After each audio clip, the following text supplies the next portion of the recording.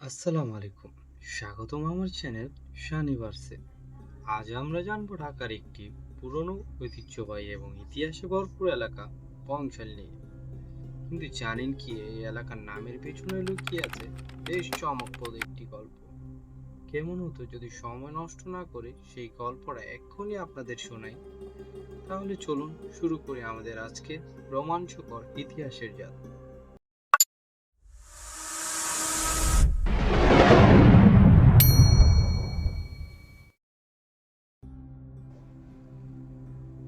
আজকের বংশালের নামটি এসেছে ইংরেজদের দেওয়া একটি শব্দ থেকে, ব্যাংশাল।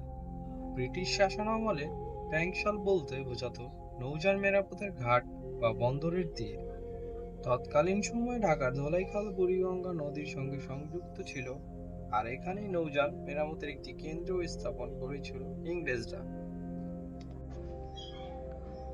কিন্তু এই ব্যাংশাল শব্দটি স্থানীয়দের উচ্চারণে পরিবর্তিত হয়ে পরিচিত হয় বংশাল নামে, এবং সেই থেকে এই ঐতিহাসিক এলাকার নাম হয়ে যায় বংশাল। তবে বংশালের গুরুত্ব শুধু এই নামে সীমাবদ্ধ নয়। মুঘল এবং ব্রিটিশ আমলে বংশাল ছিল বাণিজ্যিক যোগাযোগের একটি গুরুত্বপূর্ণ কেন্দ্র। তখন এখানে নৌকায় মালপত্র আনা নেওয়া হতো, একদিকে বুড়িগঙ্গা অন্যদিকে ধোলাইখাল। সব মিলিয়ে বংশাল তখনকার ঢাকার জন্য একটি গুরুত্বপূর্ণ স্থান ছিল। বংশালের ইতিহাসে শুধু নদীপথ আর নৌযানই নয়, এখানকার স্থাপত্য এবং বাজারও বিশেষ ভূমিকা পালন করেছিল। বংশাল এলাকার প্রাচীন মসজিদগুলোতে মুঘল স্থাপত্য শৈলীর প্রভাব লক্ষ্য করা যায়। সময়ের সঙ্গে সঙ্গে বংশাল তার প্রাচীন ঐতিহ্য হারালেও এটি এখনও ঢাকার অন্যতম গুরুত্বপূর্ণ বাণিজ্যিক এলাকা। এখন বংশাল শুধু ঐতিহাসিক স্থাপনা নয়, বরং এটি পাইকারি ব্যবসা, মোটরসাইকেল পার্টস, সাইকেল ও রিক্সা পার্টস এবং অন্যান্য বাণিজ্যিক কর্মকাণ্ডের জন্য প্রসিদ্ধ। বংশাল এলাকায় ব্রিটিশ আমলে গোপন টানেল বা গুহা থাকার কথা প্রায়শই কিংবদন্তি হিসেবে শোনা যায়। এই ধরনের গল্পগুলো প্রায় স্থানীয় লোককথার অংশ হয়ে থাকে। এগুলোর সভ্যতা প্রমাণিত নয়, তবে এই গল্পগুলো ঐতিহাসিক আগ্রহ জাগায়।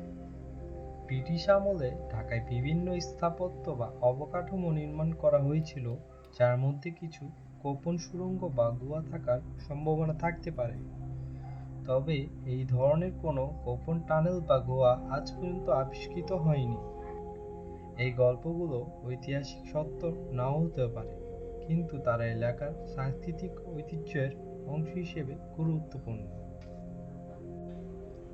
বংশাল শুধুই একটি এলাকার নাম নয়, এটি ঢাকার ইতিহাসের একটি গুরুত্বপূর্ণ অধ্যায়। এমন আরও ঐতিহাসিক স্থান নিয়ে জানতে চাইলে শানিভার্সের সঙ্গেই থাকুন।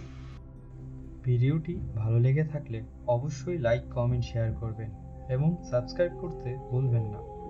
দেখা হবে পরের ভিডিওতে। আল্লাহ হাফেজ।